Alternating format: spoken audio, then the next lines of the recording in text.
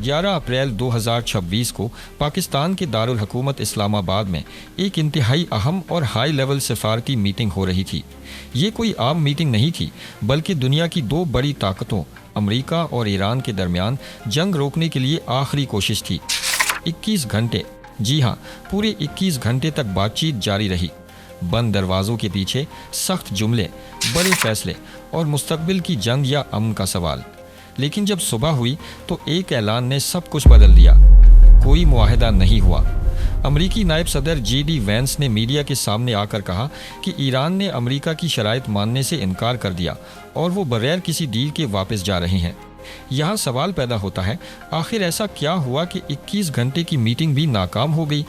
क्या ये सिर्फ मुज़ाकरात की नाकामी है या एक नई जंग का आगाज़? क्या सीज़ फायर अब टूटने वाला है? और सबसे बड़ा सवाल, क्या दुनिया एक और बड़े तनाज़े की तरफ बढ़ रही है? आज के इस वीडियो में हम यही जानने की कोशिश करेंगे। सबसे पहले समझते हैं कि इस्लामाबाद में ये बातचीत क्यों हो रही थी। ये सिर्फ एक नॉर्मल डिप्लोमेटिक मीटिंग नहीं थी, बल्कि ये एक जारी जंग को रोकने की आखिरी उम्मीद थी। रिपोर्ट्स के मुताबिक पिछले कई हफ्तों से अमेरिका और ईरान के दरमियान शदीद कशीदगी चल रही थी और ये मुज़ाकरात इसी तनाज़े को रोकने के लिए किए जा रहे थे। इस दौरान हमले हुए, जवाबी हमले हुए, हज़ारों लोग मुतासर हुए और पूरा खित्ता अदम इस्तेहकाम का शिकार हो गया। ऐसे में एक आर्जी सीज़ फायर किया गया जो सिर्फ चंद दिनों के लिए था और इसी सीज़ फायर को मुस्तकिल अमन में बदलने के लिए ये मुज़ाकरात रखे गए थे। अब सवाल ये है कि मुज़ाकरात में असल मसला क्या था? देखें दोस्तों, असल तनाज़ा सिर्फ जंग का नहीं था। असल मसला न्यूक्लियर प्रोग्राम था। अमेरिका चाहता था कि ईरान वाज़े तौर पर यह वादा करे कि वो कभी भी एटमी हथियार हासिल नहीं करेगा, बल्कि मुकम्मल तौर पर इस रास्ते से हट जाए। दूसरी तरफ ईरान का मौक़िफ़ बिल्कुल मुख्तलिफ था। ईरान का कहना था कि वो अपनी खुद मुख्तारी पर कोई समझौता नहीं करेगा और अमेरिका के मुतालबात बहुत ज़्यादा सख्त और एक तरफ़ा हैं। यानी एक तरफ सिक्योरिटी का मुतालबा और दूसरी तरफ खुद मुख्तारी का मसला। और यही वो पॉइंट था जहां बात आकर रुक गई। सिर्फ यही नहीं, एक और बड़ा मसला भी था, स्ट्रेट ऑफ हॉर्मुज़। ये वो समंदरी रास्ता है जहां से दुनिया के तेल का बड़ा हिस्सा गुजरता है और ईरान इसे एक स्ट्रेटेजिक दबाव के तौर पर इस्तेमाल कर रहा था, जबकि अमेरिका चाहता था कि इसे फ़ौरन खोला जाए। सोचें, अगर ये रास्ता बंद रहता है तो सिर्फ मिडल ईस्ट नहीं बल्कि पूरी दुनिया की मईशत मुतासर हो सकती है। अब ज़रा इस मीटिंग के अख्ताम को समझते हैं। 21 घंटे की बातचीत के बाद ना कोई मुश्तरका बयान, ना कोई फाइनल एग्रीमेंट, बल्कि दोनों तरफ से एक दूसरे पर इल्ज़ाम।